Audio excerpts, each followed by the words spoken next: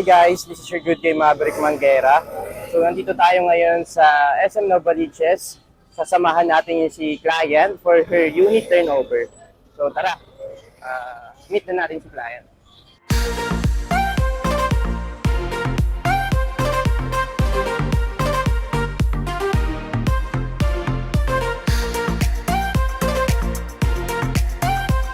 Ayan, so yan sila ma'am.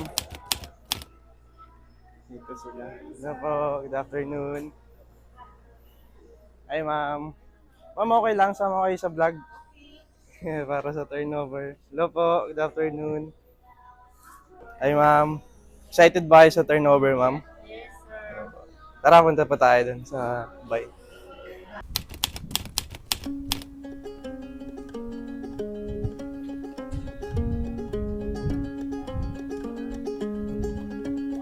Ayan. So ito yung entrance natin sa Vine Residences.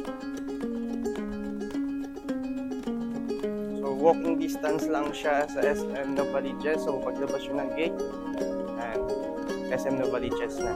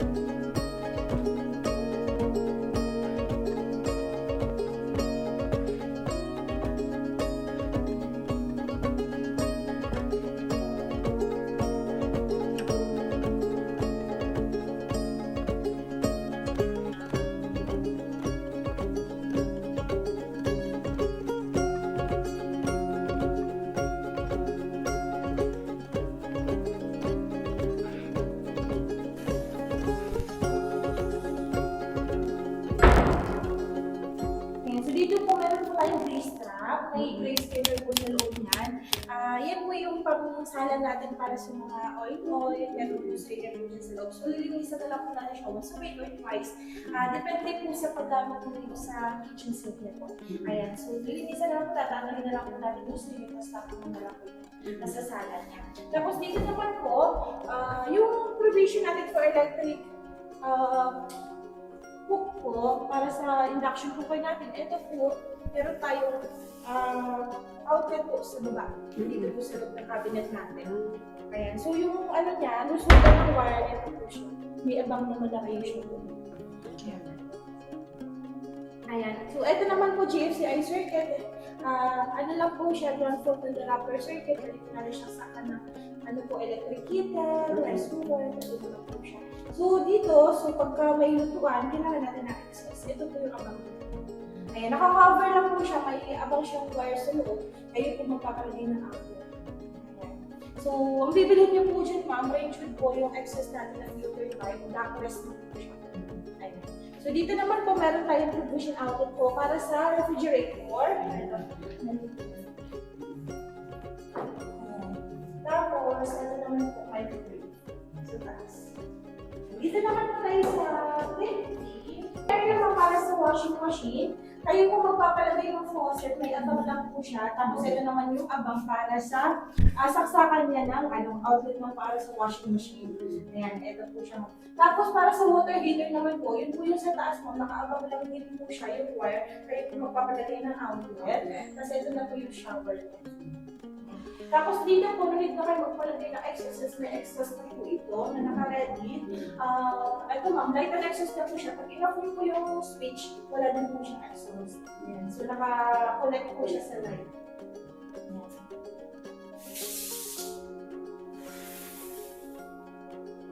Bali naka-partition lang po tayo. Iisa lang po yung aircon po ng bedrooms niyo. So dito tayo aircon po tayo. Pero share na po yung maximum. 1.5 po tayo. 1.5 HP. Ayan, yung lamig dito, pasok na po sa kabila. Kaya po siya naka-partition. Kaya po siya naka-partition. Tapos, window tayo pa rin po dito sa living area nyo. 1.5 pa rin po yung HP max. Ayan, so lahat naman po ng area dito may smoke detector and staff lang po dito sa TNP. Ayan, may smoke detector. Tatanggalin na lang po yung red na nakakover. Ma'am, yung dito sa may... Ay, hanga pa. Ayan, ito yung breaker natin. Tapos lahat ng sinabi ko, meron naman po siya. Tapos may label. Ito po. Ayan, kung gusto niyo po patay lahat, ito lang po. Yung breaker natin. Ayan, ito sa microwave. Ay, sa lighting po pala. Sa microwave, sa range hood natin, water machine, sa washing machine, water heater sa taas, yung AC1 natin, tsaka AC2, is aircon po. Yun, yung spare po nandito natin. Tapos, ito yung normal. Pagka nakataas yung main, lagi nakataas yung normal. Kasi ito po yung sa Meralco natin. Ayan, so pag wala po si Meralco, blackout po siya. Ibababa lang natin sa normal breaker, itataas natin sa emergency. Ayan, yan po yung tataas natin. Yan po yung sa generator natin. Ayan, pag wala na kuryente. Tapos yung isusupply lang po niyan, ito po refrigerator natin, tapos dalawang ilaw po natin dito sa unit. Ayan, tapos may isa pong outlet na ibigay po nila. Para po siya mapagsasana in case pag wala kuryente. Tapos pag meron na po ulit, manual na lang itataas yung manual. Para mapasang mo ipapasa mo na pa.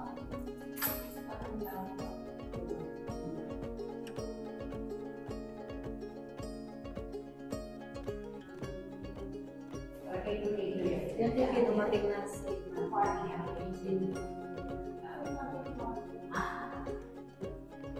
Malagay ko dito siya. Tintahan.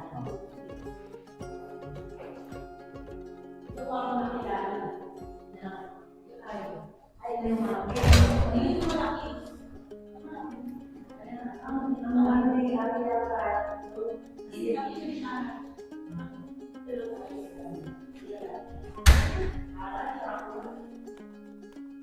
Kala ko yung malaki ang pwede nyo na po siya ipatong sa Hindi, at dapat ko na lagyan mo si Mama Mary. Kasi si Mama Mary naman.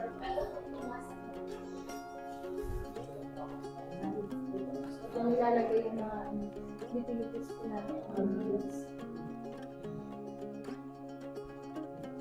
Kayo na po bahala doon.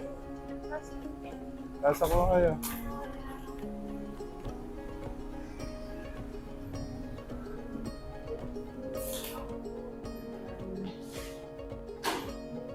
So yun guys, na-accept na ni client yung unit niya.